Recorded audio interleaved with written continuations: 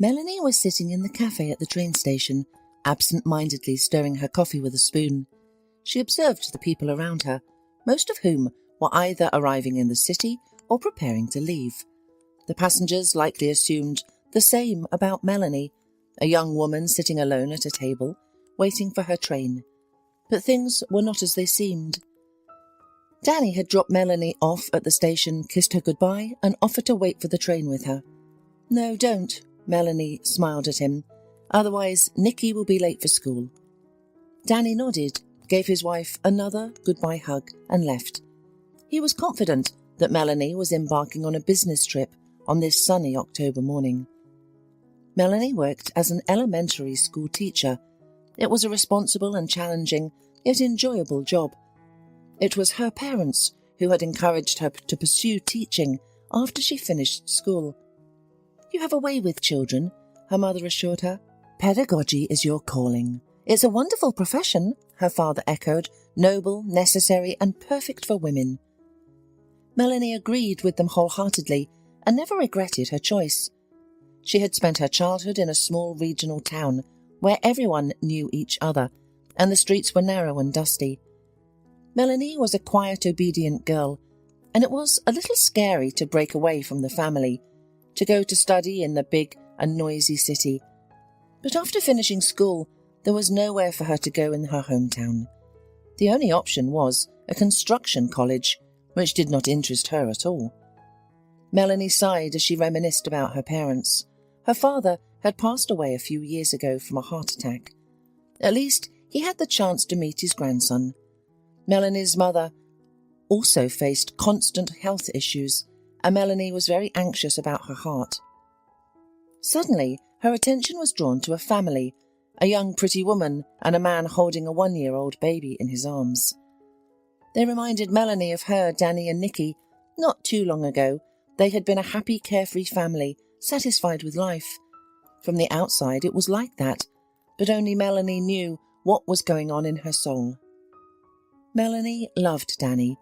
It might not have been love at first sight, but there was certainly a strong attraction. When she first saw Danny, she felt drawn to him, despite not knowing him at all. And he didn't disappoint. After meeting him, Melanie realized that Danny was simply amazing. Sensitive, caring, attentive, kind, and incredibly talented. She always trusted him, even more than she trusted herself, and he never let her down. Or so she thought, until recently. When did things change? When did they take a wrong turn? It was hard to say now. It happened gradually, imperceptibly, amidst the whirlwind of endless responsibilities and worries. Melanie hadn't immediately noticed the change. It all started with business trips, or maybe even earlier. The frequency of Danny's business trips increased, and he became a bit absent-minded. Melanie sensed that something was occupying his thoughts, something intriguing and inspiring. Danny often seemed lost in his own world, with a mysterious smile playing on his lips. But who pays attention to such details after 8 years of marriage? Domestic responsibilities and routines have a way of dulling one's vigilance. Danny remained a loving and caring husband and father. He spent a lot of time with Nikki, fulfilled his household duties, and worked diligently. His salary constituted a significant portion of their family budget. He was a provider, a protector, a reliable presence in their lives. Melanie had grown accustomed to that. With that, she knew she would never be lost. Melanie knew that Danny loved her. He still did. Sometimes he would look at her with such affection that her heart would instantly warm. He constantly complimented her, gave her gifts for no reason, and took care of her. Melanie was fully aware of how fortunate she was. She had witnessed the husbands of her friends and acquaintances, many of whom believed that household duties and chores should fall solely on their wives. Some of them drank, some cheated, and some systematically drained the life out of their partners. When women vented about their husbands, Melanie felt genuinely happy that her relationship with Danny was totally different. Danny was not just a beloved friend to Melanie, but also a pillar of support and hope. They shared everything with each other, and Melanie had grown accustomed to this way of life. She rightly believed that her own merit played a role in maintaining such a relationship. But there were no perfect husbands. Corinne, Melanie's friend and colleague, would shake her head. They often spent their breaks in the school cafeteria discussing various topics. Corinne was an erudite, cheerful and energetic woman. Melanie enjoyed spending time with her. However, Corinne had long ago become disillusioned with men. She once had a love of her life. In her second year of studies, she fell head over heels for a guy she met on the street. He approached her, showered her with compliments and invited her for a walk. And sensible and cautious Corinne agreed almost immediately. This man stunned her with his assertiveness and confidence.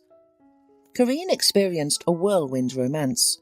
She was hypnotized by him, closing her eyes to many things, like the fact that he was significantly older and shared very little about himself.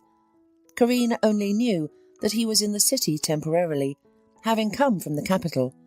He pledged eternal love, made plans for the future, so to say. He knew how to captivate an inexperienced girl.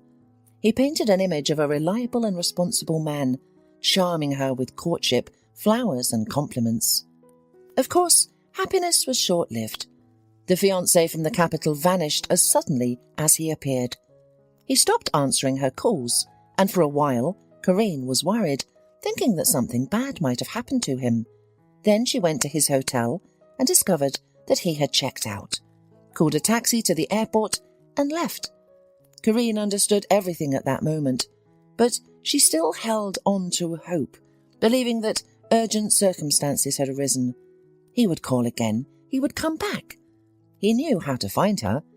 It couldn't be all a lie. Not with those adoring eyes and the promises of a future. It was unthinkable. However, the love of her life never reappeared. Corinne suffered greatly. She lost her appetite, didn't want to eat, and didn't want to talk to anyone. The girl felt shattered, betrayed, and believed that nothing good would ever happen in her life again. A couple of months later, Corinne realized that she had an even bigger problem. She was pregnant. The news was a real shock and served as a wake-up call for her. It brought her back to reality in a way, and so Corinne became a single mother. She was living with her mother and father, who helped her raise her daughter. The entire family adored the little girl. Ronnie turned out to be a real beauty. She takes after her father. Corinne smiled as she looked at her daughter. He was also handsome, blonde with emerald eyes. At least I'm grateful of him for her. Melanie knew Corinne's story and understood why she held such a negative view of men in general. To her it seemed as if every man was just like her daughter's father, a cheater, a philanderer, someone who steals the joy out of the life of any woman. There was no point in arguing with her. Everyone cheats. Absolutely everyone, Corinne assured her friend. It's in men's nature. You can't escape it. Melanie argued with a smile. I don't know. I guess not everyone is after all. But Corinne didn't give up and replied, and those men who do not cheat, they just not yet found with whom. But I trust Danny, said Melanie, looking at her friend reproachfully. And for nothing. I wouldn't get too optimistic about him. They're all unreliable. Melanie tried not to get into such conversations with her friend, but sometimes it worked itself out. Melanie felt sorry for Corinne. She had been unlucky in her youth. She had fallen for a cheater, and now she was like this. Nothing would change her mind. Of all the men who existed in the world, her friend recognized and loved only two, her father and Melanie's son, whose godmother she was. The others she considered to be potential cheats and traitors. Sometimes Corinne and Melanie would argue about Danny. Well, he can't be so perfect. Corinne shook her head. You just don't notice many things, I guess. Or you think it's the norm. No, we both trust each other. He's my closest person. Look at us. Maybe this will help you rethink your views. Maybe you should try meeting someone too. No, thanks. Been there, done that. Melanie sighed. Corinne was an attractive young woman, and Melanie thought it was a pity that she was missing the opportunity to be loved. She even advised her to consult a psychologist to work through the trauma she had received several years ago, but Corinne flatly refused. Once, after a birthday celebration, the friends returned home in a cab, and Corinne, who had consumed a large amount of alcoholic beverages, suddenly opened up to Melanie. After him, all other men seem grey to me. No one reaches him, no one at all. Can you imagine? He screwed me, cheated me, used me, and I still think he's perfect. I'm an idiot, aren't I?" After this conversation, many things became clearer to Melanie. It happened Corinne still had feelings for the father of her daughter, and Ronnie, who looked so much like him, didn't let her mother forget about him. In general, it was Corinne who first gave Melanie this version that Danny had a mistress somewhere on the side. They were shopping together, then getting the children ready for school. Both of them were a little sad that the long-awaited summer was over so quickly. Soon lessons would begin again, not only for Ronnie and Nikki, but also for their mother teachers. Early rises, compulsory chores, the cycle of urgent matters. Danny is going away on a business trip again. Melanie shared the news with her friend. "He's been travelling a lot." Corinne shook her head and looked attentively at Melanie. "Their law firm has expanded in geography," Melanie sighed. She didn't like that Danny was away from home so often now, but work was work. "So? Do they pay more?" Melanie wondered. Her friend's question caught her off guard. "No, they're paying Danny less." The woman shook her head negatively. Corinne immediately perked up. "Don't you think it's suspicious?" Melanie stopped and looked closely into Corinne's eyes. "No? Why should it?" "Well, how could it be? Constant business trips, salary decreased suddenly out of the blue. It's not that much of a pay cut. It's just that the company is expanding. They need funds for development. It's just a temporary hardship." "Danny tells you that, right? And you believe him?" Melanie nodded in agreement. Her friend's word made her finally realise that Danny had been acting differently lately. The pensive look on his face, the occasional smile, the secret calls, and the mysterious correspondence with someone. It all seemed like Danny was keeping something from her. A specific incident came to mind. Melanie walked into the bedroom and found Danny sitting at his laptop. As soon as he heard her footsteps, he abruptly closed the lid. Another time, Danny's cell phone rang and Melanie picked it up to give it to him, but he quickly entered the room, snatched the phone from her hands, and answered the call behind a closed door. Moreover, he began going on numerous business trips. "I would check his cell phone if I were you," Corinne advised, shaking her head. "I'm really worried about you. I'm scared that you'll experience the same pain I once did. You might even feel worse. You've been together for so many years, and they're all the same. Men." That conversation with Corinne triggered a doubt in Melanie's mind. She started looking at Danny differently and was not comfortable with this change in their relationship. However, the trust they once had was gone. One day, her husband went to the bathroom and left his phone on the bedside table. It was unusual because he always carried his phone with him, as if afraid of missing an important call. Melanie struggled with her doubts.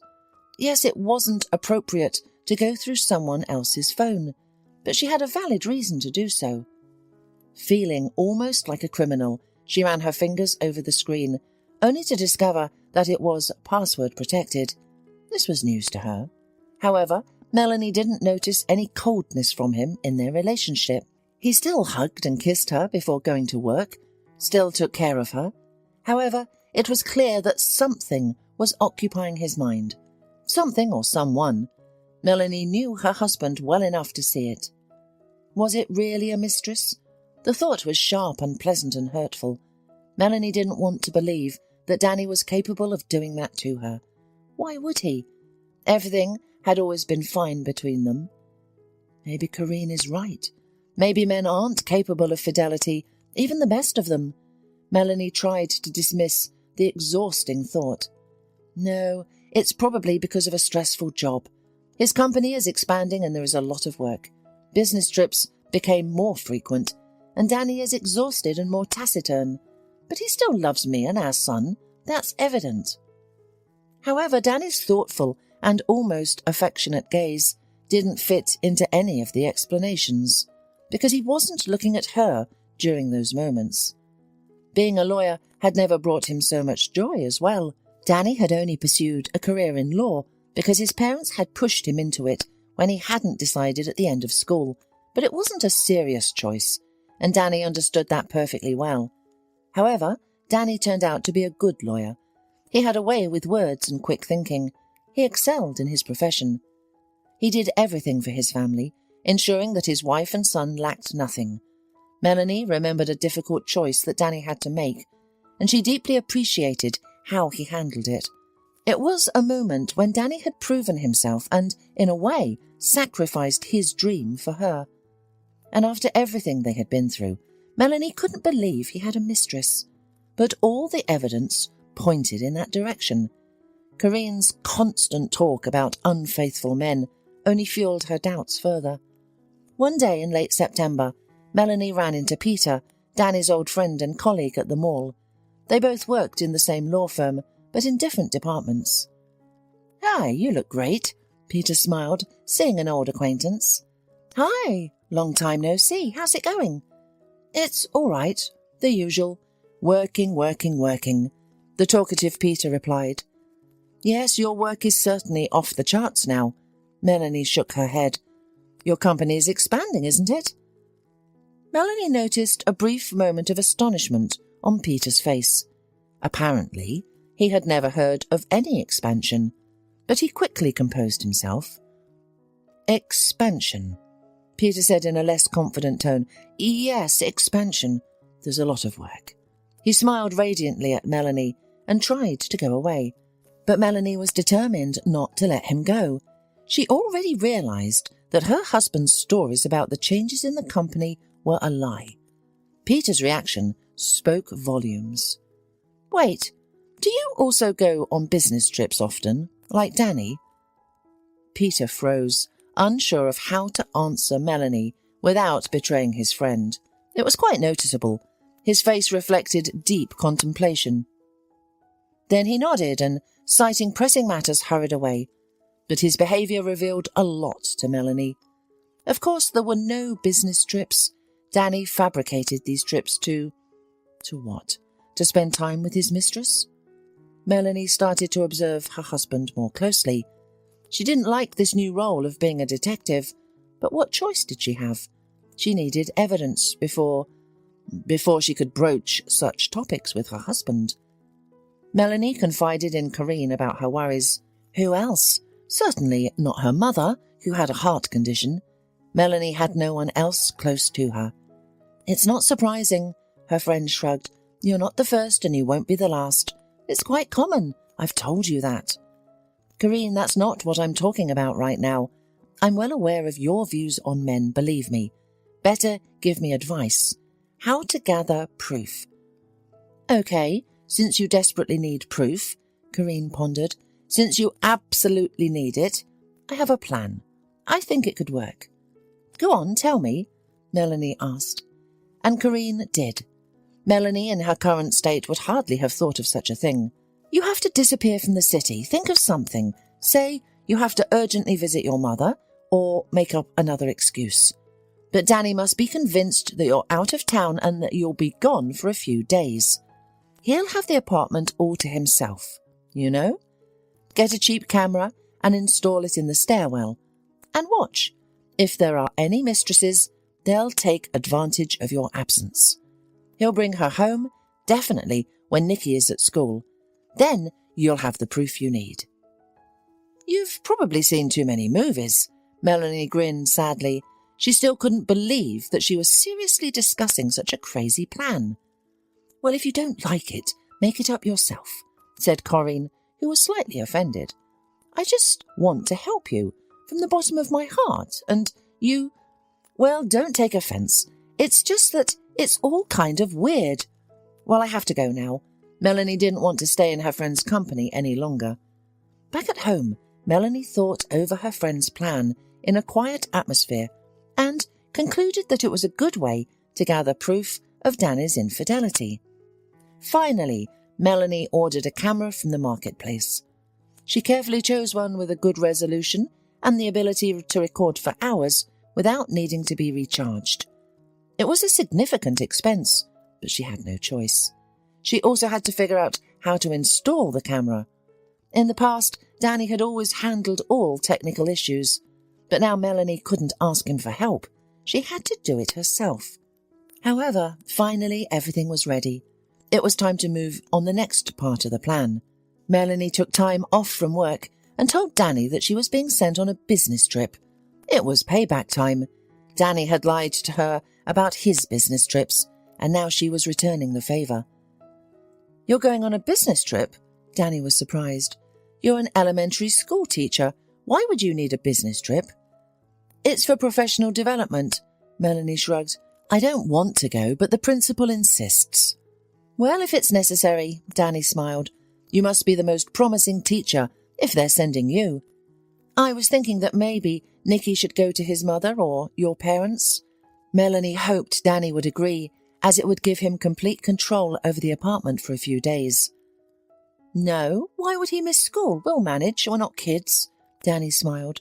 "Well, you've been working so hard lately." "It's okay, I'll take a break for a few days." Melanie planned to spend her fictitious business trip at their family's summer house, enjoying peace and solitude. During the summer, they would visit the summer house to escape civilization and enjoy the silence. They would swim in the pool, sunbathe, and have barbecues. It was their oasis for summer vacations, enjoying each other's company. And now the summer house would become a temporary refuge for Melanie, who arranged a surveillance of her husband, and supported each other in difficult moments. But now her friend's joy irritated Melanie, as if she was saying with her whole appearance, "I was right." Perhaps Corinne was pleased, but not that her friend was in a difficult situation. The woman simply received another proof of the correctness of her point of view. All men are cheaters, even the best of them.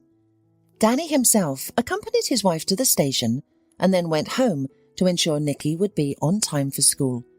He was confident that within half an hour his wife would board the train to the capital. But Melanie had different plans altogether. First, she wanted to wander around the city alone, without any specific destination. She needed time to reflect and organise her thoughts, simply to take a walk. Walking always had a calming effect on her. Later in the afternoon, she intended to go to the bus station, from where the buses to their summer house departed. First, Melanie headed to the Embankment, the most beautiful place in their city. Whitewashed railings, clean sidewalks, a wide and leisurely river, with the sun's reflections playing so beautifully on its surface. And fresh air. Melanie had countless memories associated with this place. It was here where Danny had kissed her for the first time. Melanie was taken, surprised, and almost felt like the ground was slipping from beneath her feet. She never imagined that Danny could be interested in her. There were always plenty of attractive girls around, and she simply couldn't compete with them. Melanie used to be a lively girl, but everything changed during adolescence. She suddenly grew taller, became thin and awkward. She also developed acne on her face. The girl couldn't look at herself in the mirror and would get upset, even cry. She thought she was the ugliest girl in her class. Her classmates only reinforced this belief. Boys didn't pay attention to Melanie, and some girls, not all of them, made hurtful jokes about her. In general, Melanie became quiet, modest, and lacked confidence. However, she always excelled academically and obeyed her parents. Time went by, and the teenage acne disappeared. Melanie transformed into a very attractive young woman, but she remained the same insecure, quiet, and unassuming girl. Her friends were also the same. Melanie vividly remembered that period of her life. She was about to move to another city, a big, bustling and vibrant one. Melanie, accustomed to a comfortable life under her parents' care, felt frightened by the upcoming changes, but she understood that it was necessary. Her parents encouraged her to be a teacher, and Melanie didn't object. She didn't have her own thoughts about her future anyway, and a teacher was a respectable profession. Melanie still remembered how her parents first brought her to the city to show her the apartment she would live in during her studies. She could have arranged for a dormitory since she wasn't a local, but her father believed that having a separate apartment would be safer. A dormitory is for partying, not for studying. Melanie won't be able to focus on her studies there, the man reasoned. Besides, I can afford to rent a separate apartment for my only daughter. And so Melanie embarked on an entirely different life, independent, fulfilling, and at times challenging. She had to adapt to everything, absolutely everything. She had to wake up on her own, prepare her own breakfasts and dinners, take the bus to the college, and adjust to a whole new way of studying. Initially, the multitude of changes overwhelmed Melanie and plunged her into a state of depression. She longed to go back in time and be her parents' little girl again. But there was no turning back, and Melanie fully grasped that fact. She made new friends, such as Anita. Anita came from a remote town to the city, and unlike Melanie, she embraced the sudden freedom wholeheartedly. Anita lived in a dormitory, often skipped classes, and knew where to find entertainment in the city. She and Melanie grew close, perhaps because both of them were newcomers. Sometimes Anita even stayed overnight at Melanie's place when she got caught up in some party in the city for too long. Anita told Melanie about her adventures, and she listened interestedly. The carefree and adventurous Anita appeared to be the girl like the protagonist of a thrilling series about youth. Anita often invited Melanie to join her, but the girl always declined. She had to focus on preparing for exams and writing a term paper. College was different from school, and Melanie had to put in effort. Studying was her top priority, which Anita often teased her about. "You're missing out on the best years of your life," she would say, shaking her head. "You're young and beautiful, but you spend all your time buried in textbooks within these four walls. Come to the club with me." "But we have classes tomorrow morning, don't we?" "It's just a history of pedagogy. We still have plenty of time before exams. Let's go out." However, Melanie stood her ground, and only after passing the exams, Anita managed to persuade her friend to go to the club. "Finally, I get to take you out," she exclaimed. "But first you need to get ready. You don't even have the right clothes." Anita had the right clothes. She dragged Melanie to her dormitory and made her try on various clothes. They were wholly different from Melanie's style. Tight, ripped jeans, belly-revealing tops, and little dresses embroidered with rhinestones. Anita admired Melanie, but she felt improper in these clothes. "You just don't get it," Anita sighed when Melanie rejected another outfit idea. "Fine, wear whatever you want." And so Melanie went in her usual jeans and t-shirt. She tied her hair up in a high ponytail, and she did apply makeup at Anita's insistence. She also wore her friend's earrings.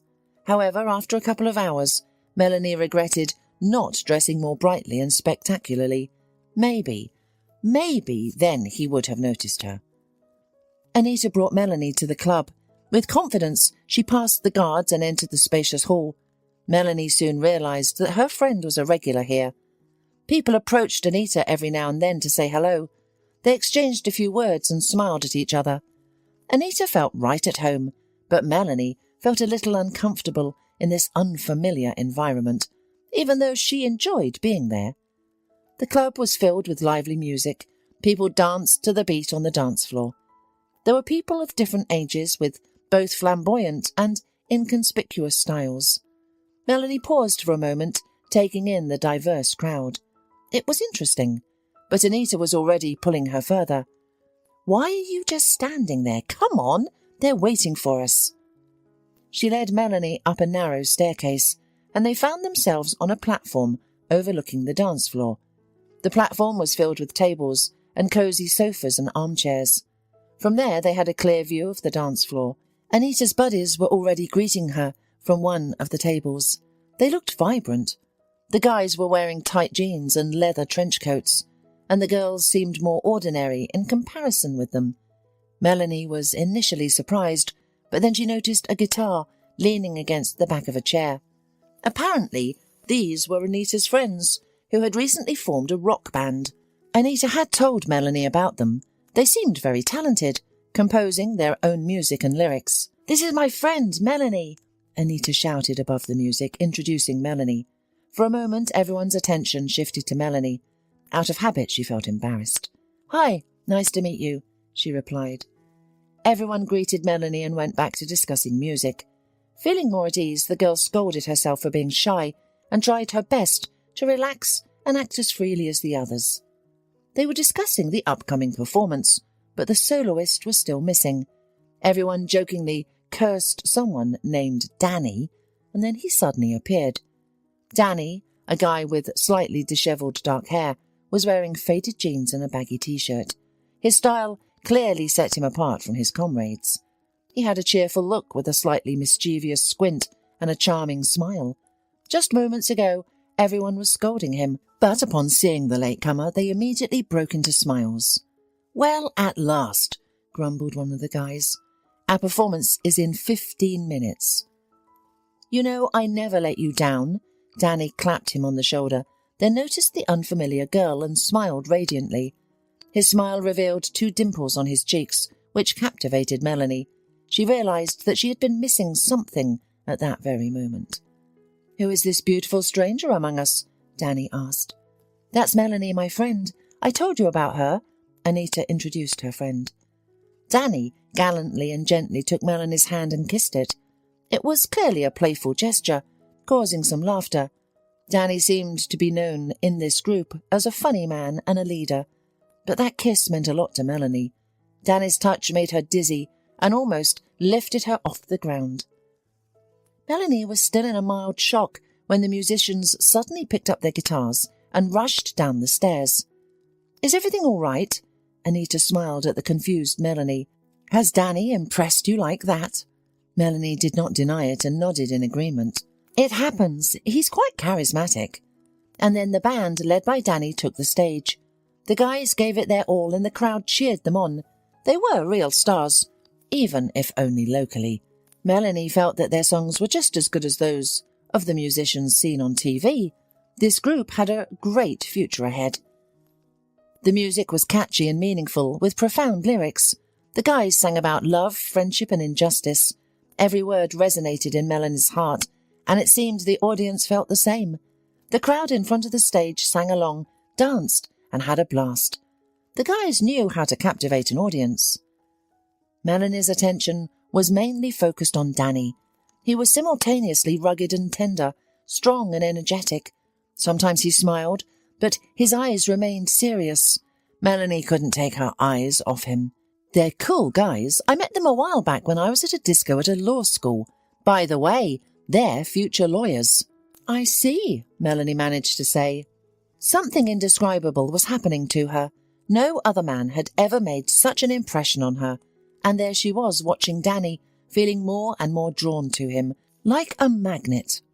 The guys sang a few more songs and returned to the table.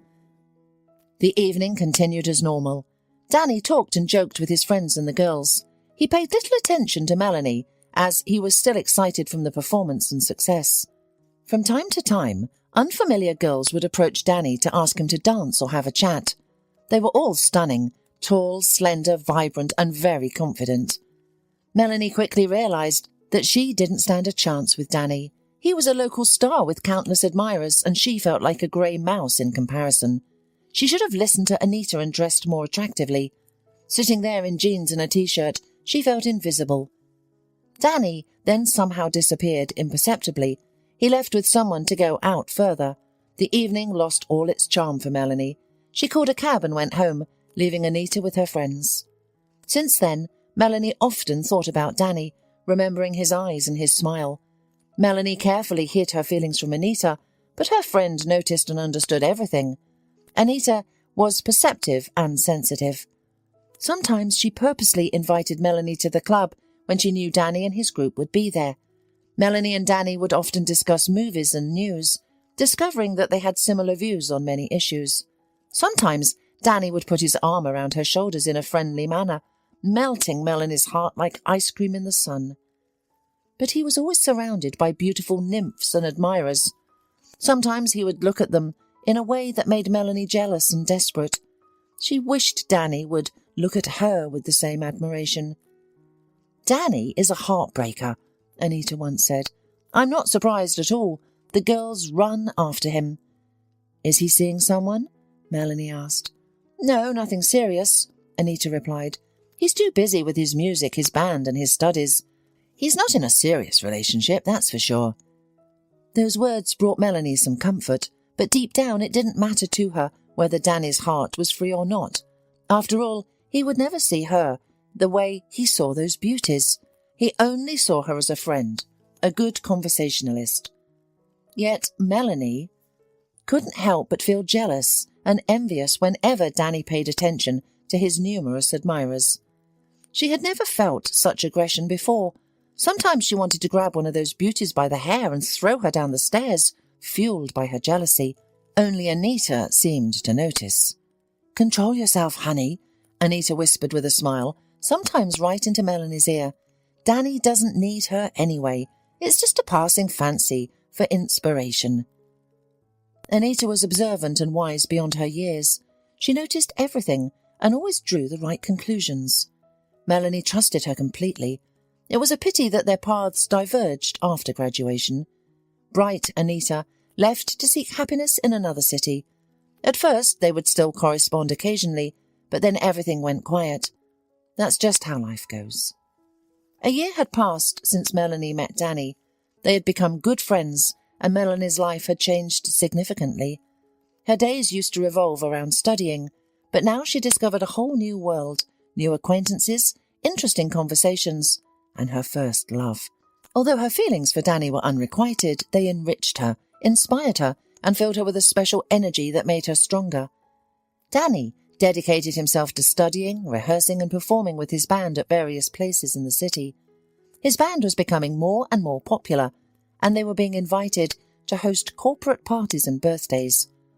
The garage band was gaining fame, and their earnings were growing. All of these guys, they were talented and sincere. Their songs were characterized by deep meaning and touched the hearts of listeners. The rousing melodies made them move to the beat of the music, and all this contributed to their success. Danny attended music school long ago. He amusingly recounted how much he hated that institution. The boring lessons of solfeggio and music literature, along with the lack of choice in music, strict and hostile teachers, exams, and the constant practice almost completely discouraged the talented boy's desire to pursue music. Fortunately, his grandmother influenced Danny's parents, and they allowed him to leave the music school. And that's when Danny started doing what he really liked. He began writing his own lyrics and music. His first listeners were the neighborhood boys and girls. Later his music was appreciated in a local cafe, where he found his first moment of fame in front of truckers enjoying their steak. They applauded him for a long time and asked him to play more. That welcoming inspired the young musician. And then, Danny, finishing school, and his parents suggested that he should go to the city to study law. Danny was a smart guy, and his studies always came easy to him. However, he had no particular preference in terms of a professional plan. Of course, he would like to become a famous guitarist or singer, create a band and make millions. But Danny understood perfectly well that these were just dreams, and the chances of them becoming true were minimal.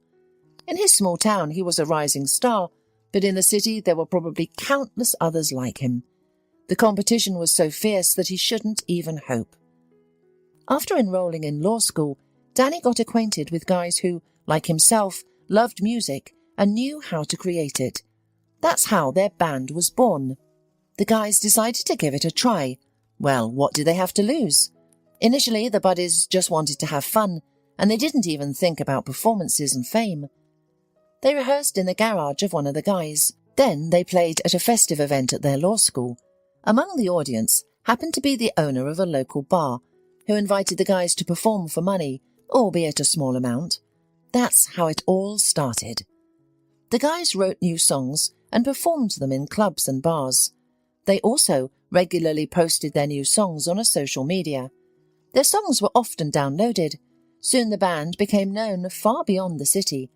They were even invited to clubs in the capital a couple of times, and then their band had their first real tour. What was initially created as entertainment became something more serious and impressive. This inspired and encouraged the guys. Melanie was sincerely happy for them. However, the growing popularity of the group meant that Danny was turning into an idol for young girls. It was inevitable that one day one of them would steal his heart. Thinking about that was very hard for Melanie. It was a warm May evening. The lessons were almost behind, the exams were not happening too soon, and Melanie had some time to have some fun and relax. She decided to go to the club with Anita, especially since Danny's band was going to play there that night. Melanie was looking forward to talking to Danny again. It was such happiness. But throughout the evening, Melanie was bothered by a drunken man in his 40s who stared at her, made inappropriate compliments, and even tried to hug her. He was an intrusive and very unpleasant admirer. Despite her attempts to stay away from him, he always found her and started a conversation. He boasted about just returning from a business trip abroad and having a lot of money. Apparently, he thought this fact would impress Melanie. He assured her that he had never seen such a beautiful girl and offered to go for a walk and spend pleasant time together. Although the man didn't do anything explicitly wrong, his persistence was a little frightening. Melanie approached Anita and shared her problem. The girl only laughed and said, "Well, now you have broken another heart on your account. You are a truly treacherous woman. I would even say fatal." Only Melanie was not desiring jokes. She found out that Danny and his band would not stay at the club after the performance. They had a tour in another region and an early morning flight. Melanie was almost in tears. She hadn't seen Danny for over 2 weeks and missed him. And there he was. After the band played their last song, the musicians bowed and went backstage. That was it. Now Melanie wouldn't see Danny for a long time. "I have to go," Melanie sighed. "Are you serious? The evening is just beginning. My classmates will come up. It will be fun. Stay." "My head hurts." "Well, suit yourself." Anita shrugged. Melanie called a cab and went outside to wait for the car. It was very late. Muffled music was coming from the club.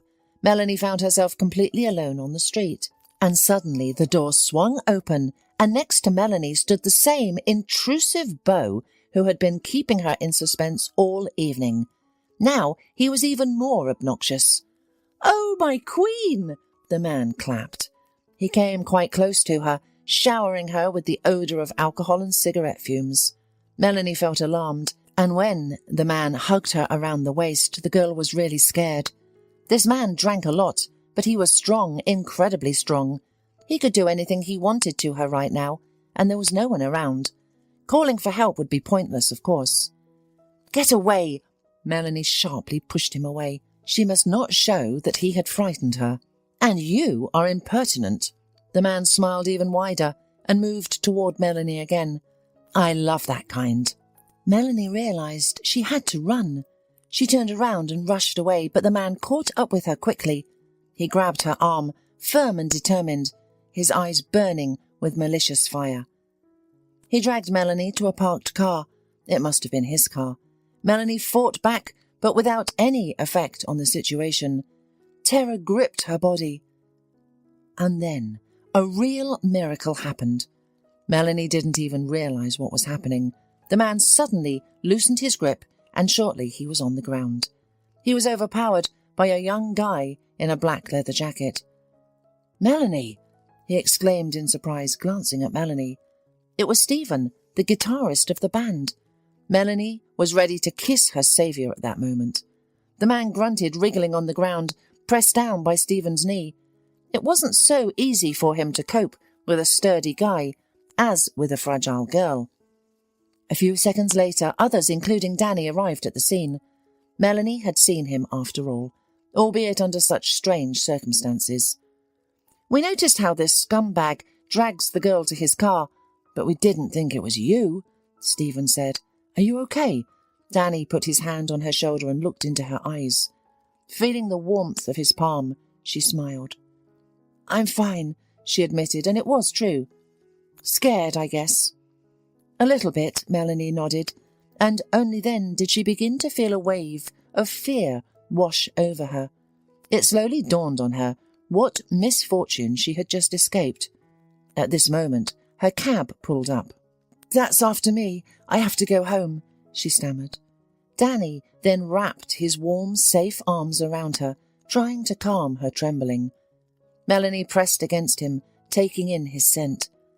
The man who had tried to drag her into his car was now wriggling on the ground, and she felt over the moon. "You can't be alone right now." Danny shook his head and turned to his friends. "I'll walk her out." "What about this one?" Stephen asked, pointing at the man still lying in the mud. "Leave him alone. He can't stand on his feet anymore. Let him lie there."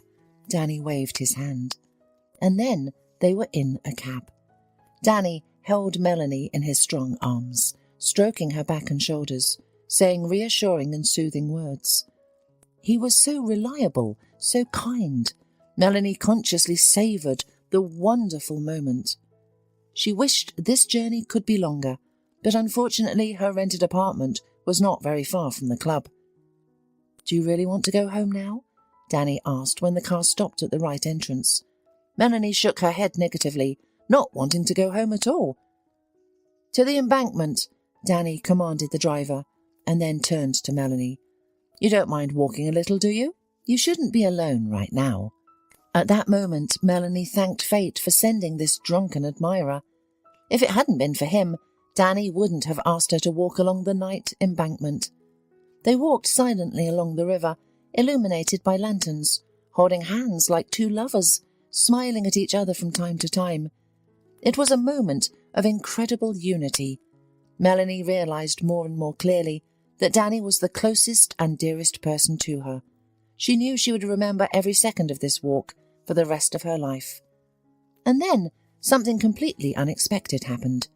Danny stopped and turned Melanie towards him by her shoulders. Can I kiss you?" Danny asked, looking directly into her eyes. He was serious and clearly worried, which was unusual for him. It seemed to Melanie that she had misheard. Just to be certain, she nodded affirmatively, and Danny kissed her. They stood on the night embankment, kissing in the light of lanterns, surrounded by silence and no one around. It all felt too fantastic and unreal. Then they had a long conversation, with Danny doing most of the talking while Melanie listened and smiled, unable to believe that this was happening to her. "I realised a long time ago that you're my soulmate." Danny gently put his arm around her shoulders, pulling her close. "This has never happened to me before. At first I just enjoyed talking to you. I looked at you and thought, what a good, smart, sensitive, kind girl. And then suddenly I realised I get bored when I don't see you for a long time, and I miss you." This was a revelation to Danny. Although he had met girls and had brief affairs, none of them evoked as much feeling and emotion in him as Melanie, a modest girl from their group of friends. "I realised that there is no one else like you at all. I know many girls, but they're different. I always feel so good with you, so at ease. You're special." These confessions made Melanie dizzy. Was all this really happening to her? Danny said such words that made her want to cry and laugh at the same time. Melanie didn't know what to say in response. All words seemed insufficiently expressive. Instead, she clung to Danny's chest, and he stroked her head like a kitten and smiled. From that moment on, they were a couple. Not everything, of course, was always smooth between Melanie and Danny. They got to know each other better, adjusted to each other, and learned to be together. But overall, next to him, Melanie felt entirely different. Loved, beautiful, protected, and she liked this feeling very much. Danny took care of her. His love was expressed through care and support. They were almost the same age, but he behaved as if he were much older, taking responsibility and solving important matters. For a long time, Melanie couldn't believe that Danny was really with her now. It was incredible, but Anita, as it turned out, had anticipated this outcome. "I saw the way Danny was looking at you.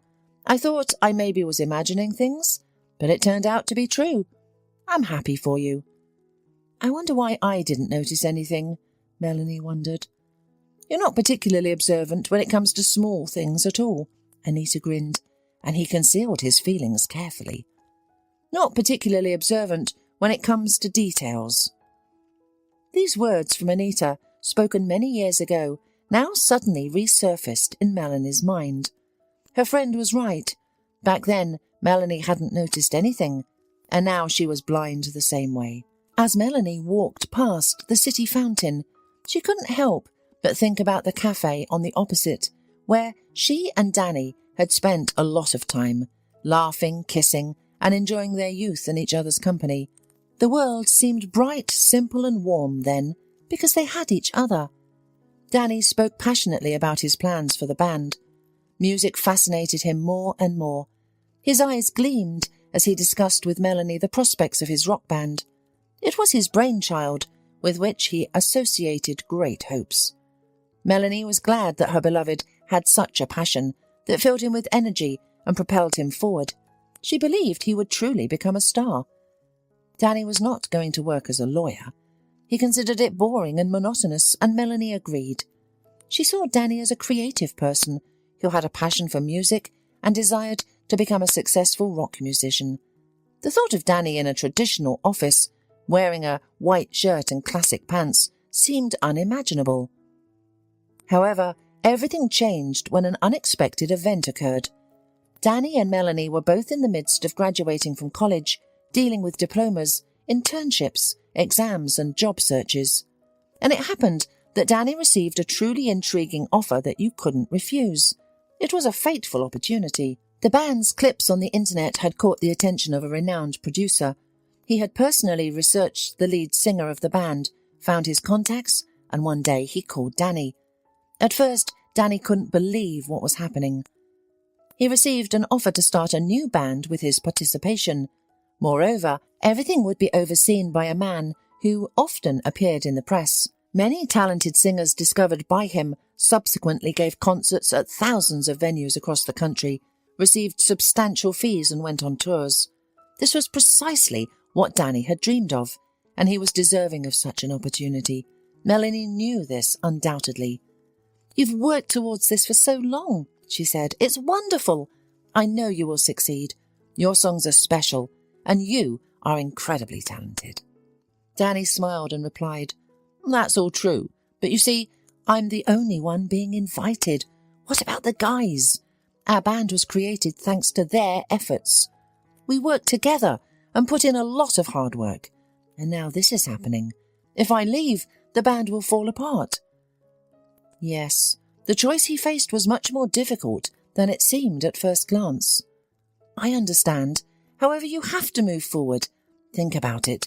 If you become famous and influential, you can help your bandmates later." Danny acknowledged her words, but his hesitation was evident. Melanie couldn't bear to see her beloved miss out on such a chance, due to moral torment. So she turned to Stephen, a permanent member of their band. He was an honest and sincere guy without any hidden agendas. She explained the situation to Stephen, and although he initially came to terms with the end of their band, with a sad shake of his head, he did what Melanie had hoped for. It was Stephen who convinced Danny that he should by no means decline this opportunity. After the conversation with the members of the band, Danny felt much better. They all unanimously persuaded him to accept the offer, demonstrating true friendship without a trace of envy or reproach. Melanie realized that she and Danny would see each other less frequently now. He would have to live and work in another city, and she would also relocate there to be closer to him. Danny assured her that he would resolve the housing issue as soon as possible, although not immediately. Initially, he would be living with the other band members in a country house, rehearsing from morning until evening and getting acquainted with one another. And Danny was ready to temporarily forget about everything else and devote himself solely to his passion for music, working tirelessly from dawn until dusk. Melanie was thrilled for her beloved, but she also had concerns. It would be a true test for their relationship. They would not be able to see each other for some time, and there were many beautiful and talented girls in the capital. However, Melanie tried to chase away anxious thoughts. Danny was already ready to set out to fulfill his dream. The suitcases were packed and even the tickets were in hand. And then this happened. At first, Melanie didn't even want to take a pregnancy test, thinking it was just a delay, as it happened to her frequently. However, one morning, she suddenly felt nauseous and spent half an hour in the bathroom feeling sick to her stomach. Was it food poisoning? But the next morning, the same symptoms occurred again. It became impossible for Melanie to ignore these signs. Melanie immediately went to the nearest drugstore, bought a test, and 50 minutes later, blinking her eyes confusedly, looked at the 2 clear stripes on the test. Her initial emotion was joy. She and Danny were going to have a baby. What happiness! They were too young, but that was all right. They would figure things out. And then Melanie suddenly thought about the fact that Danny was flying to his new life next week. He wouldn't be around. He wouldn't help with the child. So what to do now? That evening, Melanie and Danny were walking through the city. Danny held her hand and shared his impressions of what was happening to him. Goosebumps on my back. I feel like the protagonist in a movie about the rise of a star. Danny was in a euphoric mood. In his mind, he could already see himself standing on the big stage with his guitar, basking in the spotlight. He had so many ideas and plans. It wasn't easy for Melanie to confess to him what she had learned that morning, but she had to do it. When she told Danny everything, the first thing she noticed was his smile, a happy smile. It immediately lifted a heavy weight off Melanie's heart. Despite the unexpected timing, Danny was genuinely happy to know he was going to be a father. It's like a miracle of some kind, he said, holding Melanie close to him. How are you feeling now? The same, just a little nauseous in the mornings. Nothing has changed. They continued to wander silently through the city streets, still holding hands, lost in their own thoughts. Melanie watched Danny's face closely. He was clearly contemplating something important. There's a lot to consider, Danny finally said. This news changes everything. The whole world will be different now. We're parents, you know. We need to ensure our baby is happy, protected, and lacks nothing. The next morning, Danny informed Melanie of his decision. So, here's the plan. I won't sign a contract with the producer. I'll stay here. We're expecting a child, and we're building a new life together. I need to be by your side now. Initially, Melanie felt a weight lifted off her shoulders. Danny would stay with her, and with him, she wouldn't have to fear anything, to face problems and difficulties alone. However, after a few moments, Melanie realized what this decision meant for her beloved. She couldn't allow Danny to give up on his long-awaited dream. No, she shook her head. Don't even think about it. I'll manage. I'll stay with my parents for a while. You can't give up this opportunity. No way. I can handle it. It's only a short period of time. A year, 2, 3 at most, and then we'll be together again. You'll realize your dream and... No. Danny smiled and put his arm around Melanie's shoulders. I have to be there for you and our baby. And it's not just an obligation. I really want to be there. Missing out on such important moments in our child's life? No way. What about your career as a musician? What about the gigs, the fame? It's all childish. Danny waved his hand and tried to sound carefree. But Melanie knew that he was truly worried. The decision was clearly not easy for him. Danny was sacrificing a lot for her and their baby. Childish? This is your dream. It's foolish to turn down such an offer. I'll manage. Don't even think about it. Melanie had no idea how she would cope with everything alone, but she didn't want Danny to know. He had to fly to his dream. It remains to be seen if anything will work out. Danny shook his head. Success depends on many factors. The producer doesn't promise anything. He says we have to try. Maybe the project will be successful, maybe not.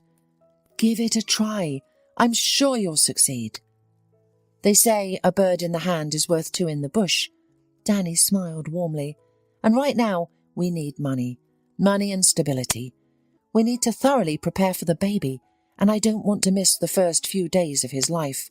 That's something I can't catch up too later. So Danny decided to stay.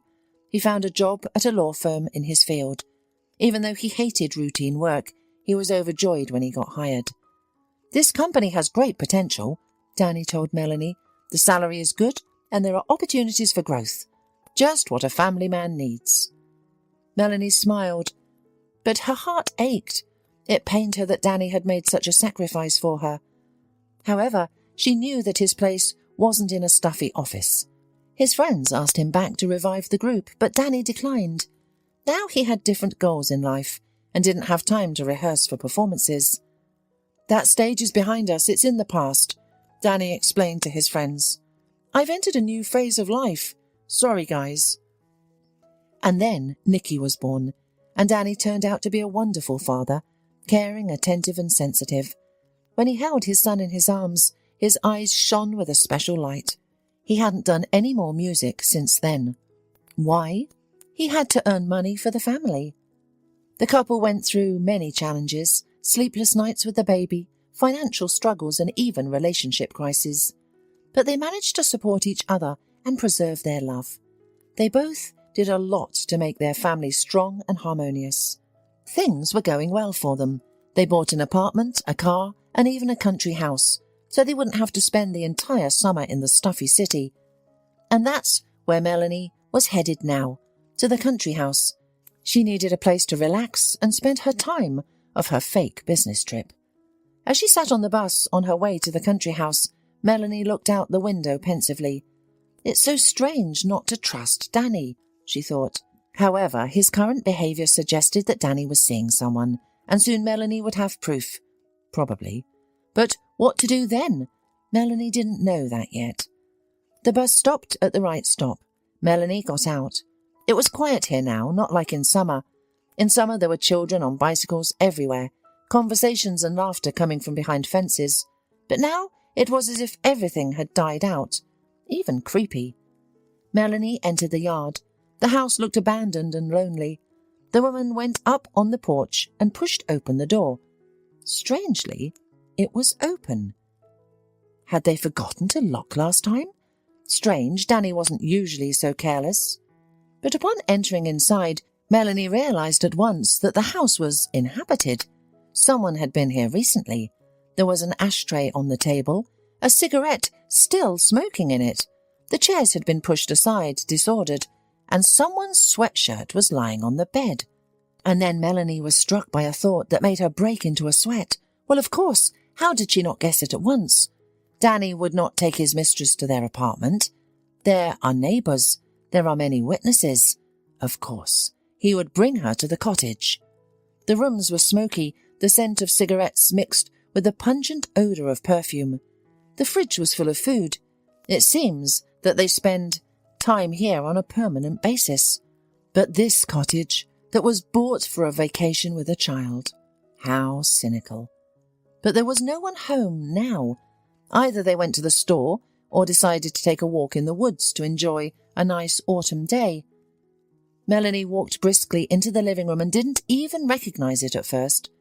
The table was pushed to the window. The centre of the room was cleared. For a drum set. From the stage, the instrument seems small, but in fact it takes up a lot of space. On the sofa by the window were 2 electric guitars, a white one and a black one with a brown stripe on the body. That's the one Melanie recognised. It was her husband's guitar. He hadn't touched it for a long time. The woman looked around in confusion. She had never expected to see this. She had thought the room would be filled with women's things. Suddenly, men's voices came from the street. Someone was coming back into the house. A moment later, the room was filled with people. Melanie knew them all. Stephen, Chris, Roy and Danny, of course. Danny! He was holding a big bag from the local store.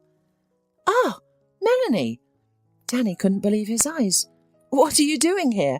I've taken you to the train station this morning, haven't I?" "What am I doing here?" Melanie asked. "Oh, it's a very long story. And silly, it seems. I'll tell it later. But first, explain what's going on here." The other members of the band looked at each other and silently left the room to give the couple a chance to talk. Melanie and Danny stood opposite each other and were silent. The first to speak was Danny. "What can I say? My dream wouldn't let me go," he said, taking Melanie's hand. "Our band exists again, and we even have some excellent prospects. It all started about 3 months ago when Danny received a call from another well-known producer.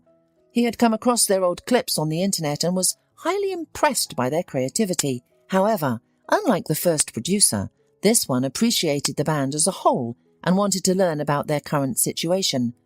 After making inquiries, he discovered that the band no longer existed, but he saw great potential in the band, especially in the lead singer. Initially, Danny didn't understand what they wanted from him, but then he got a sense of déjà vu. A call from a producer, an offer that was impossible to refuse. Initially, the producer invited them to a show. The idea was to have relatively unknown musicians come to the studio, showcase their work, and receive advice from established stars. The aim was to transform their songs and give them a fresh sound.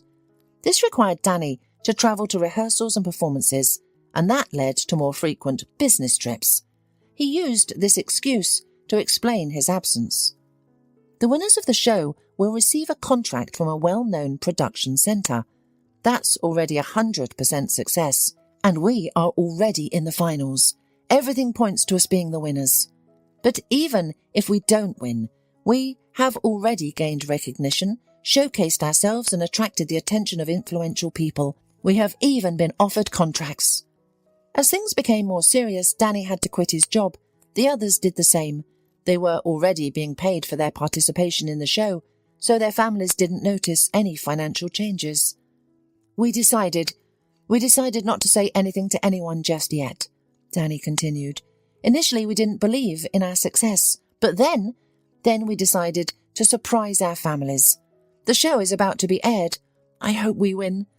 I wanted to bring joy to my family with a first-place victory and share the news of these changes when there is at least some certainty."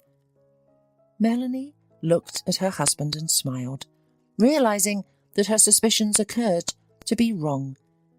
She suspected that Danny would confirm Corinne's theory that all husbands cheat, but Danny just resumed his journey to his dream. Yes, he had temporarily transformed into a serious lawyer and a responsible family man, but fate, as you can see, cannot be evaded. "I'm so happy for you."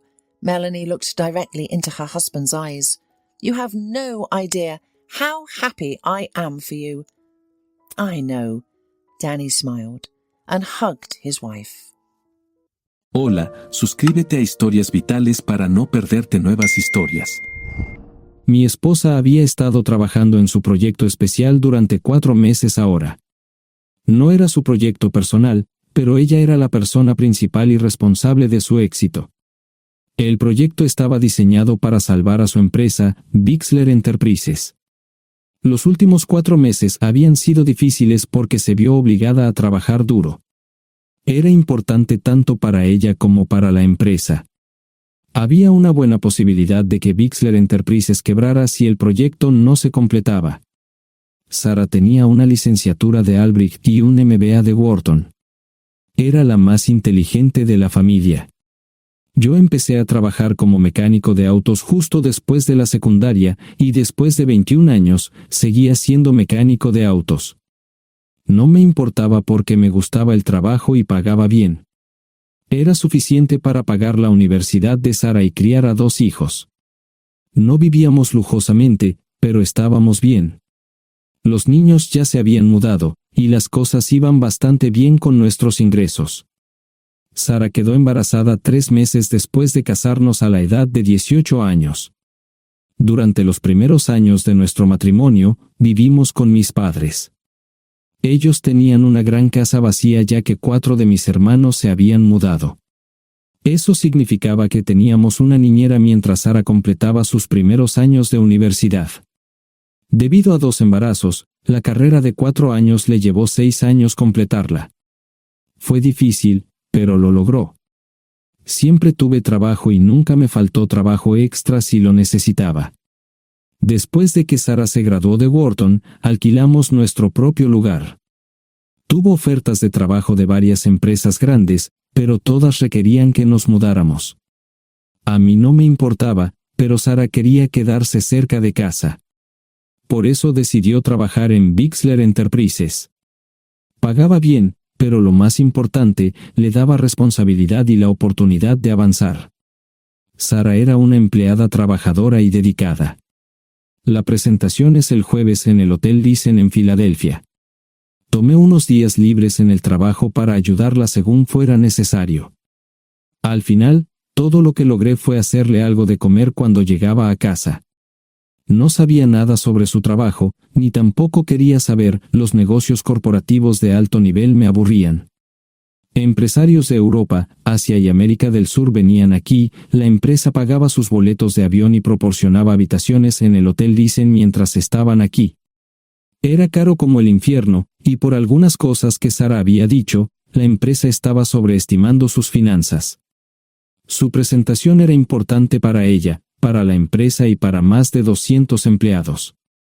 Hasta el martes por la noche, todo iba bien. Sara llegó a casa con un traje nuevo, un traje gris con una blusa blanca. Desplegó todo lo que necesitaba en la cama de la habitación de invitados. Cuando se trataba de la limpieza de la casa, ella era normal, pero cuando se trataba del trabajo, era meticulosa. No entendía por qué necesitaba sacar su ropa interior de lujo, pero no dije nada. Además de su traje para la presentación, tenía varios vestidos de cóctel lindos para eventos sociales antes y después del evento. Siempre había evitado tales eventos, pero me sentía obligado a ir con ella si ella quería que lo hiciera. Me agradeció la oferta, pero dijo que no era necesario. Todos los materiales y equipos que necesitaba estaban guardados ordenadamente en el maletero de su Volvo. Antes de salir del trabajo, ella misma conducía el coche para asegurarse de que todo estuviera en perfectas condiciones. Tenía todo el día miércoles para prepararse y toda la noche del miércoles para socializar con sus invitados. Sara era tan buena en lo que hacía que sentía que habría sido mejor si simplemente me hubiera mantenido alejado de ella. Finalmente, había terminado. Lo había revisado y vuelto a revisar todo. Todo lo que necesitaba ahora era una ducha caliente y una buena noche de sueño. Supongo que mi error fue que empecé a revisar sus cosas después de que Sara comenzara a ducharse. Pensé que estaba ayudando, pero resultó ser lo contrario. Estaba moviendo cosas en la cama cuando un pequeño sobre blanco cayó del bolsillo lateral de su bolso de maquillaje. Una carta de una farmacia, pero no del tipo que solemos usar. Dentro había 10 pastillas. No tenía idea de qué era, Pren, y las instrucciones eran confusas. Si es necesario, tomar una pastilla y luego una segunda pastilla 12 horas después. Pensé que podría ser algo que ella había conseguido para la ansiedad o los nervios, pero las instrucciones no tenían sentido. La receta estaba escrita a su nombre el lunes. Volví a poner el sobre en su lugar mientras ella terminaba de ducharse. Decidí que quería saber más sobre Pren antes de contarle sobre ello. Por supuesto, si lo mencionaba, significaría que estaba revisando sus cosas. Odio los dilemas. Mientras Sara se preparaba para dormir, fui a nuestro ordenador doméstico y busqué. 10 minutos después, me uní a mi esposa bajo las sábanas.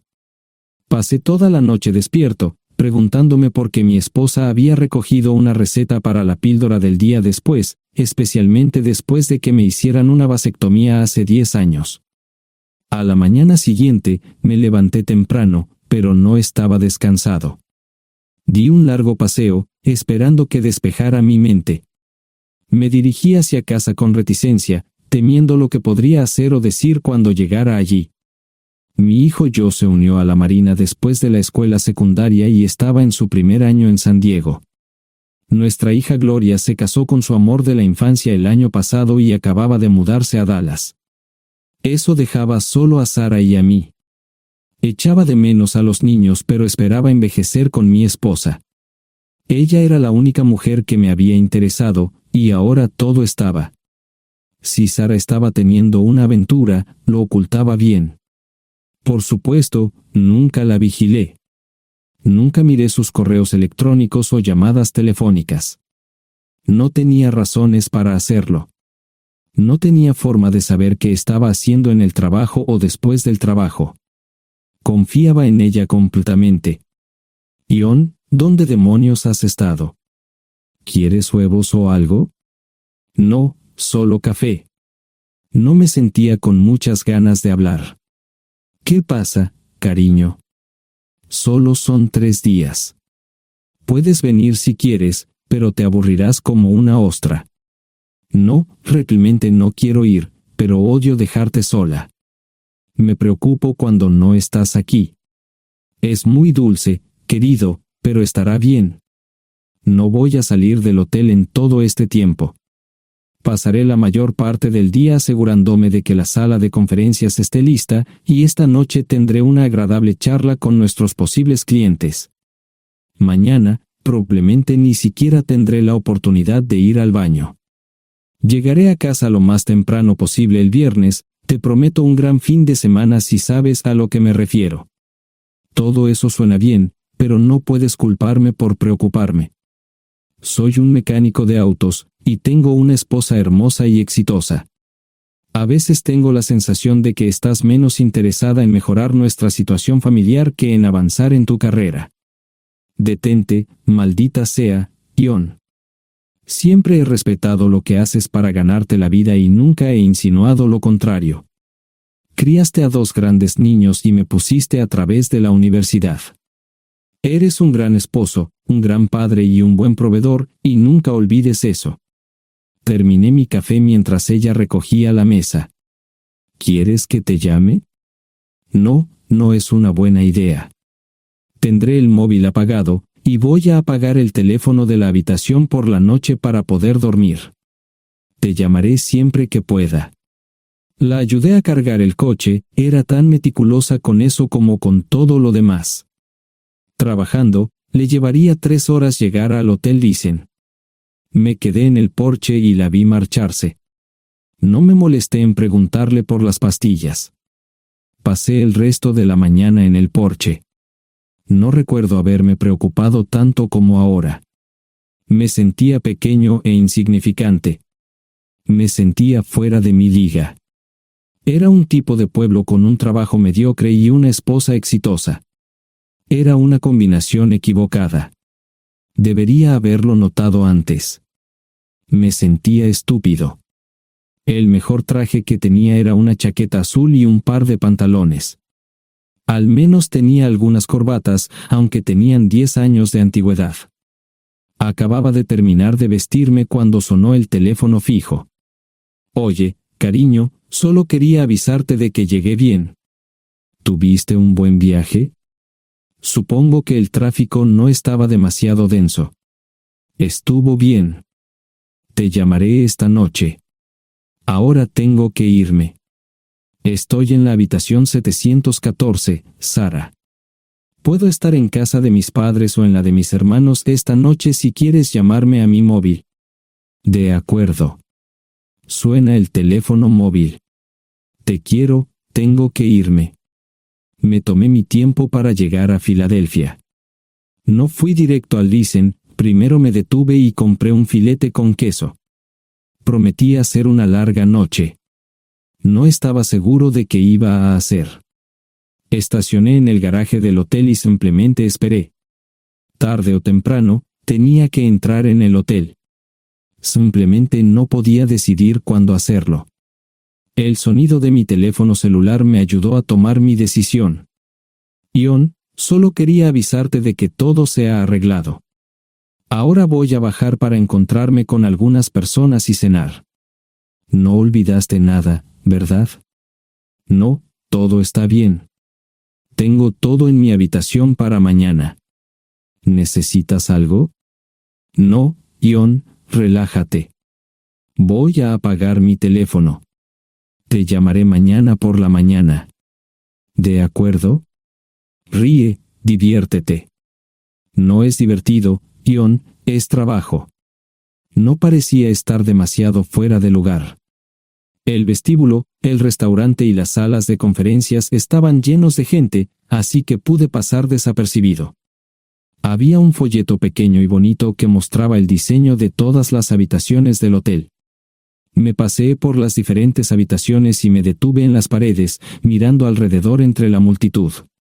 No tenía ni idea de qué haría si Sara me veía. Lo averiguaría si y cuando eso sucediera. Encontré un tablero de eventos que enumeraba todas las habitaciones que estaban siendo utilizadas por los diversos grupos. Bixler Enterprises no tenía habitaciones disponibles para el miércoles por la noche. Esto me pareció interesante.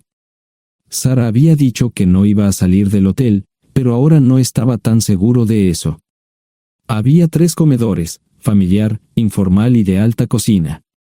A Sara no le gustaba mucho cenar con niños, así que fui primero al comedor informal. Solo me llevó 5 minutos asegurarme de que no estaba allí. Tuve mejor suerte en el salón gourmet, era una acogedora mesita encajada en la esquina, el tipo de mesa que la gente reserva para tener un encuentro privado. Sara llevaba un vestido de cóctel negro con un escote pronunciado y perlas, se veía elegante y su acompañante parecía apreciarlo. Conocía a algunas personas con las que trabajaba Sara y él no era una de ellas. Me resultaba familiar, pero no había forma de que pudiera recordarlo. Había muchas sillas libres, así que no tuve problemas para cruzar la sala. Había velas y pequeños candelabros de cristal en las mesas. Apagué la mía y le dije al camarero que me molestaba por el glaucoma. Pedí el plato de pollo de siempre y me acomodé. El camarero me sirvió el café por tercera vez. Disculpe, el tipo en la mesa de enfrente me parece muy familiar. ¿Sabes quién es? Sí, ese es Malcolm Eugene Foote. Es miembro del Consejo Municipal, se espera que se postule para el Congreso en los próximos años. ¿Es esa su esposa con él? Es muy bonita. No, esta es la primera vez que la veo. Siempre usa esa mesa para señoras especiales, si me entiende. Simplemente le sonreí y pedí la cuenta. Nunca había visto a Sara tan sensual con un hombre antes. Parecía captar cada palabra que decía, como si fuera Dios o algo así. No estaban haciendo nada inapropiado, pero tampoco era platónico ni profesional. Cuando me fui, estaban terminando su segunda botella de vino. Ahora entendía por qué se había llevado su lencería elegante. Me acomodé en una esquina del vestíbulo para que no me vieran. 10 minutos después, salieron del restaurante. Ella le tomaba la mano mientras caminaban por el vestíbulo hacia el ascensor. Observé cuidadosamente los indicadores de piso. Que el ascensor se detuviera en el tercer piso era una buena señal, significaba que no lo había llevado a su habitación. Era una mala señal cuando el ascensor no llegaba al 7º piso, significaba que ella fue a su habitación. Por si acaso me equivocaba en algo, me senté en el vestíbulo y observé el ascensor durante 1 hora. La gente entraba y salía, pero Sara no estaba entre ellos. Saqué mi maleta vacía del coche y me dirigí al mostrador de recepción. Aunque podía demostrar que era su esposo, me costó trabajo conseguir una tarjeta llave. Se dieron después de llamar a la habitación, pero nadie respondió. Finalmente, estaba en camino a la habitación 714 con la tarjeta llave. Ni siquiera encendí las luces al principio, simplemente me senté en la oscuridad de la habitación durante más de 1 hora. No fue difícil asegurarme de que no regresara a la habitación. Primero, empacé todas sus ropas y pertenencias personales. No dejé nada atrás. Revisé el paquete de Preven, todavía quedaban 10 pastillas en el tocador. De manera muy ordenada, estaban todos los artículos que necesitaría para su presentación al día siguiente. Comencé a llenar la maleta. Había 24 carpetas promocionales especialmente encuadernadas y otras 20 carpetas regulares, todas ellas fueron a la maleta. Un proyector digital fue lo siguiente, seguido de una computadora portátil. Tomé su bolso y su celular, que había dejado en la habitación. Todo lo que tenía consigo era un bolso de mano y probablemente un tubo de lápiz labial. Di una vuelta por la habitación tan cuidadosamente como lo hizo ella para asegurarme de no perder nada. Una vez satisfecho, dejé las llaves del coche y mi anillo de bodas en el tocador. Aparte de esos dos objetos, la habitación estaba completamente vacía. El ascensor se dirigió directamente al estacionamiento, no tuve problemas para llevar 2 maletas, y 20 minutos después, estaba en la autopista rumbo al norte. Pasaban las 3 de la madrugada, no tenía idea de que había pasado tanto tiempo. 1 hora o 2 después, sonó mi teléfono celular, la identificación de llamadas mostraba el número del Listen. ¿Ion? Sí, ¿dónde estás? Estaré en casa pronto. Eso fue todo lo que dije. Hubo silencio en el otro extremo de la línea. Los vendedores tienen un viejo dicho, el primero que habla pierde. Pareció una eternidad antes de que ella hablara. Ion, lo siento. No preguntó nada y simplemente colgó. Apagué mi teléfono, era obvio que había regresado a su habitación. Más tarde ese día, tenía que dar una presentación que salvaría a su empresa y le daría un ascenso. Metí las maletas en el desván del garaje. Sara nunca iba allí y nunca pensó en buscar algo allí. Por supuesto, en este punto, estoy bastante seguro de que no importaba. Primero, recogí todas mis ropas y pertenencias personales. La mayoría de los hombres tienen sus propias herramientas, generalmente es un requisito para el trabajo. Pasé por la tienda, cargué las mías en el Subaru y recogí mi último cheque de pago. Para entonces, los bancos ya estaban abiertos, no tuve que hacer ninguna manipulación financiera complicada. Simplemente retiré todo el dinero de mis cuentas. Almorcé en Hagerstown, Maryland. Tenía suficiente dinero para vivir durante unos años, pero sabía que estaría buscando trabajo muy pronto. Sara y yo éramos parecidos en eso de que a ambos nos encantaba trabajar. La voy a extrañar. Pasé un par de horas en las cuevas del Uray y alquilé una habitación cerca de Whitewell. No tenía idea de qué iba a hacer.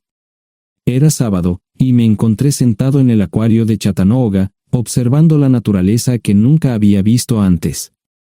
Pasé unas horas simplemente relajándome y decidí que era un buen lugar para estar. Compré un pase anual para el acuario y, para la hora de la cena, tenía un lugar donde quedarme. Era un remolque móvil en el parque, pero estaba amueblado y era económico. No necesitaba mucho. La primera cosa que haría el lunes por la mañana sería conseguir un trabajo. Un buen hombre de mantenimiento siempre puede conseguir un trabajo, especialmente si está dispuesto a trabajar duro. Podría permanecer discreto hasta que fuera el momento de renovar mi licencia de conducir o las etiquetas del coche. Me preocuparé por eso cuando llegue el momento. El domingo por la tarde, llamé a Gloria. Me sentí obligado a informarle sobre lo que estaba sucediendo, pero Sara ya se lo había contado. Fue bastante franca con Gloria sobre lo que había pasado. Dijo que había engañado, que la sorprendí, que me fui y que ella perdió su trabajo. Me sentí mal porque ella perdió su trabajo, pero ese era el precio que tenía que pagar. Le pedí a Gloria que le dijera a Josh lo que estaba sucediendo la próxima vez que hablara con él. También le dije que la llamaría aproximadamente una vez al mes para verificar cómo iban las cosas. No le dije dónde estaba. Para el mediodía del día siguiente, tenía un trabajo. En realidad, estaba a poca distancia del parque de remolques, con el Waffle House a mitad de camino. ¿Qué más podría querer un hombre? No sé cómo manejaron el papeleo, pero me estaban pagando $20 por hora sin hacer preguntas. Estaba feliz, y ellos también. Ni siquiera tendría que tocar el dinero que traje conmigo. Unos 2 meses después, Gloria me informó que Sara se había mudado de la casa y estaba viviendo con sus padres. Gloria no sabía nada más, pero estaba feliz de que estuviera estable y le estuviera yendo bien. Josh me llamó desde San Diego solo para informarme que iba a hacer un crucero. Era técnico en aviónica en un portaaviones. Intentó explicar qué hacía exactamente, pero estaba más allá de mi comprensión. Nunca supe mucho sobre cosas técnicas. Ambos tuvieron cuidado de no decir nada malo sobre su madre. Aprecié eso. Después de eso, todo siguió como siempre. Comencé a hablar con Gloria al menos semanalmente. Josh y yo comenzamos a enviar correos electrónicos regularmente. Gloria hablaba regularmente con Sara, pero decía muy poco sobre lo que estaba haciendo o dónde estaba. Nunca presenté la solicitud de divorcio, y parece que Sara tampoco lo hizo. Tengo una licencia de conducir de Tennessee y las etiquetas en el Subaru. Comencé a frecuentar un bar local un par de veces al mes y tuve encuentros casuales. 2 mujeres se alternaban como mis compañeras nocturnas regulares. No buscaban compromisos, y yo tampoco. Parecía funcionar bien para todos nosotros. La vida era buena. Eso fue hace mucho tiempo, y gradualmente olvidé a Sara. Con el tiempo, el Subaru comenzó a darme problemas. Había olvidado cuánto tiempo había pasado. Tenía más de 200,000 millas. Estaba reflexionando sobre esto con una jarra de cerveza un día cuando me di cuenta de que habían pasado casi 5 años desde que me fui de casa. Mantuve un contacto cercano con ambos hijos. Gloria ya tenía 2 hijos propios en este momento y quería que los visitara. Josh casi se casó con una mujer tailandesa, pero en el último momento se negó. Por lo general, trabajaba 6 días a la semana y usaba el domingo para recuperarme del sábado por la noche. No había ninguna buena razón para que alguien llamara a la puerta de mi remolque a las 6 de la mañana de un viernes. Su grosería fue recompensada por un hombre medio desnudo abriendo la puerta. Los calzoncillos del día son repugnantes, y la dama en la puerta, juzgando por la expresión en su rostro, estuvo de acuerdo conmigo. Ella apartó la mirada, pero su compañero no parecía impresionado. Norm habría usado pantalones, pero en un momento como este, los invitados me molestaron. Estamos buscando a John Terrell. No los conozco. Me llamo David Simmons, y esta es mi esposa Mara. Tenemos un problema y esperamos que nos puedas ayudar. Lo siento mucho, no trabajo a altas horas de la noche. Si necesitan algo relacionado con su auto, tendrán que ir a la tienda. Esto provocó varias miradas en blanco y finalmente una respuesta. No tiene nada que ver con tu trabajo, es más un problema personal. ¿Podemos entrar? El interior del remolque lucía desordenado, rara vez tenía invitados, así que rara vez lo limpiaba. Incluso mis novias insistían en que fuéramos a su lugar. Hagan como en su casa, déjenme ponerme los pantalones enseguida. Al entrar en el dormitorio, dejé la puerta abierta solo para mostrarles lo hospitalario que soy. También me puse una camisa. ¿Les gustaría tomar café? Solo tomará unos 10 minutos. Aparté algunas cosas del sofá para que pudieran sentarse. No hubo respuesta a la pregunta del café. Tenemos una hija adoptiva de 4 años y otra de 2 que necesita un trasplante de médula ósea, y esperamos que nos puedas ayudar. Estamos dispuestos a pagarte si es necesario. ¿Con mi médula ósea? No, queremos usarla y estamos dispuestos a compensarte por cualquier inconveniente. Creo que quieren comprarla. Estaba actuando como un listillo, y de repente me di cuenta de ello. Estas personas eran serias, tenían un problema real y estaban buscando ayuda. Lo siento mucho, no quise interrumpir. Por favor, continúen. Nuestra mejor oportunidad de encontrar un donante es un familiar cercano. Eres nuestra mejor esperanza. Mira esto. No quiero ser un grosero, pero creo que se equivocaron de persona. ¿Cuándo nació su hija? Cumplirá 5 años en julio. Marche Simmons habló por primera vez, y sonó sincera. Odio ser el portador de malas noticias, pero me hice una vasectomía hace 15 años. No hay forma de que pueda ser su padre. ¿Por qué tu nombre estaba en el certificado de nacimiento? No puedo responder eso, tal vez deberían preguntarle a su madre. Esa afirmación fue recibida con silencio. Sentí pena por estas personas, pero no sabía cómo ayudarles. ¿Cuál es el nombre de la madre? Sarah Lise Terrell. No encontraba las palabras. Tal vez no debería haber tomado esas malditas pastillas de ella, por supuesto, entonces esas personas no tendrían una hija en absoluto.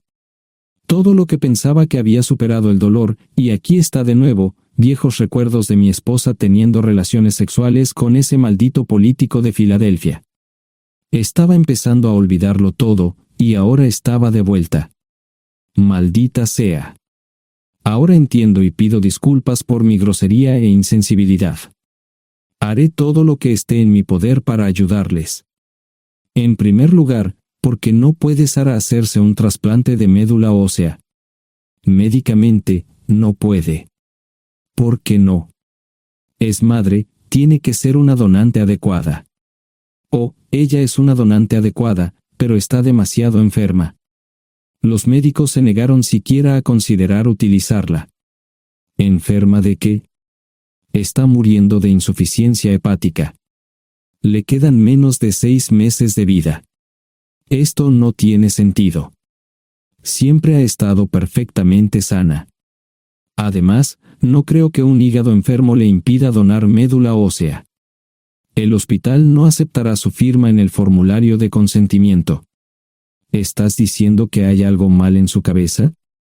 Ambos me miraron en silencio, sabían la respuesta, pero no querían decirlo. En ese momento, no quería que se sintieran aún más incómodos. Hace 10 minutos, no me importaban, pero ahora sentía que tenía que protegerlos y ayudarlos.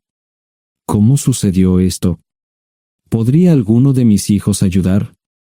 Quizás, pero pensamos que eras nuestra mejor esperanza. ¿Por qué no van tras su padre, su verdadero padre? Pensamos que eras tú. No tenemos ni idea de quién más podría ser. Sara no nos dijo nada sobre otro posible padre. De hecho, ella no estaba en condiciones de explicar nada, agregó Mara. Obtuvimos la mayoría de nuestra información de la agencia de adopción. Tuve que preparar café y hacer pis, permítanme un momento. Dejé a mis invitados sentados mientras preparaba el café. Solo tomó unos minutos. Mientras se preparaba, fui al baño, algo que necesitaba hacer urgentemente. Traté de ser discreto, ya había avergonzado lo suficiente a Mara. ¿Dónde viven? En Westchester, Pensilvania. Les haré una oferta. Si les digo quién es el verdadero padre de su hija, deben prometerme que lo perseguirán sin descanso hasta obtener lo que desean. ¿De qué estás hablando? El padre de su hija es un político prominente en Pensilvania. Por supuesto, negará todo y probablemente les proporcionará documentos legales para detener sus esfuerzos. Si acuerdan presionar lo suficiente para que él admita que la niña es suya, podrán avergonzarlo y obligarlo a hacerse un trasplante de médula ósea. Eso es lo que quieren, ¿verdad? Sí, claro, pero ¿cómo hacemos eso? No lo sé. Soy mecánico. Trabajo con metal para ganarme la vida. Creo que la mejor manera sería utilizar la televisión, la radio y los periódicos. Los políticos harán cualquier cosa para evitar una mala publicidad. ¿Tienen amigos que puedan ayudar? Bueno, ahora ambos estaban sonriendo. Debo haber dicho algo que les dio esperanza. Creo que podemos hacer esto. ¿Quién demonios es él? Malcolm Eugene Foote. Se postula para el Senado de los Estados Unidos. Apuesto a que hará cualquier cosa para evitar una mala publicidad. El café estaba listo, pero David y Marshen no podían esperar para llegar a casa. Antes de irse, les dije cómo ponerse en contacto con Gloria y Josh en caso de que los necesitaran. Estaba seguro de que ayudarían. También les pedí que me dijeran dónde estaba Sara. Probablemente estaría en Pensacola antes de que ellos regresaran a Westchester. Me corté el pelo y compré una camisa nueva. Sara era una tramposa que arruinó mi vida, pero aún así quería lucir bien cuando la viera. Era otro remolque, pero esta vez era un bonito doble nuevo. Allí estaba su Volvo con una llanta desinflada y un parabrisas roto. La mujer que abrió la puerta no era Sara, parecía que la habían empapado fuerte y la habían dejado empapada. Tenía al menos 45, tal vez 50, y debió haber tenido una vida difícil. La falta de maquillaje no ayudaba, y simplemente se veía horrible. No tuve la oportunidad de abrir la boca. Caray, si no es John Terrell. Nunca esperé verte aquí. Tuve que usar la vieja línea, me estás poniendo en desventaja. Sherry Hart. Pasa, entra. ¿Quieres una cerveza? No, pero gracias. Estoy aquí para ver a Sarah. Sherry cruzó la habitación y se detuvo en el buffet del comedor. Aquí está, John. Mírala todo lo que quieras. Su mano señalaba una urna de latón que estaba en el centro del buffet vacío. Supongo que llegué demasiado tarde. No me moví, solo me quedé mirando el contenedor frente a mí. ¿Puedo tomar una cerveza ahora? Sarah se mudó a Pensacola después de dar a su bebé en adopción. Compró el remolque con el dinero que recibió de Bixler Enterprises después de que la despidieron. Tenía una participación en las ganancias, 401k, y vacaciones y días de enfermedad. Eventualmente, consiguió un trabajo en una fábrica local de prendas de vestir donde trabajaba en el departamento de envíos. Allí fue donde conoció a Sherry. Sherry alquilaba una habitación de Sarah. Cada centavo que Sarah ganaba iba para el alcohol. Empezó con vino y gradualmente pasó a bebidas más fuertes, las más baratas. Eventualmente, perdió su trabajo debido a su alcoholismo y se vio obligada a usar sus ahorros. Nunca salió con nadie ni salió a ningún lado. Sherry se quedó con ella, pagó sus servicios públicos y compró alimentos que Sarah no comía. Le llevó más de 3 años quitarse la vida. Increíblemente, ella tenía un testamento y me dejó un doble remolque y un Volvo. Sherry explicó que Sarah estaba tan angustiada por lo que había hecho que simplemente se rindió. No intentó evitar el embarazo ni siquiera terminarlo. La adopción se había arreglado meses antes de que naciera el bebé. Nunca volvió a trabajar, excepto en los trabajos clandestinos que hacía mal. Sherry dijo que Sarah no parecía tener ambición ni propósito en la vida. Sarah hablaba mucho de mí pero tenía miedo de intentar contactarme. Gloria le dio mi número, pero nunca me llamó. Era como si su aventura de una noche la hubiera lastimado más a ella que a mí. Estuve allí durante 2 semanas y luego vendí el remolque de Sherry por $1 y obtuve $3,000 por el Volvo. 2 días después, estaba en Westchester visitando a mis nuevos amigos David y Marche. Malcolm Eugene Foote resistió al principio, pero David y Marche lo presionaron hasta que cedió. Insistió en pruebas de ADN, que demostraron que era el padre. Para salvar la cara, más o menos lo obligaron a someterse a un trasplante de médula ósea, que fue exitoso. La carrera política y la vida familiar de Malcolm no dejaron una impresión favorable. Su caída en las encuestas fue tan rápida que el partido lo reemplazó por otro candidato unos meses antes de las elecciones. Su esposa solicitó el divorcio y fue muy pública al respecto. Sarah y yo estamos viajando ahora a Dallas para ver a Gloria y a mis nietos. No sé cuánto tiempo mantendré a Sarah conmigo, probablemente hasta que tenga a alguien.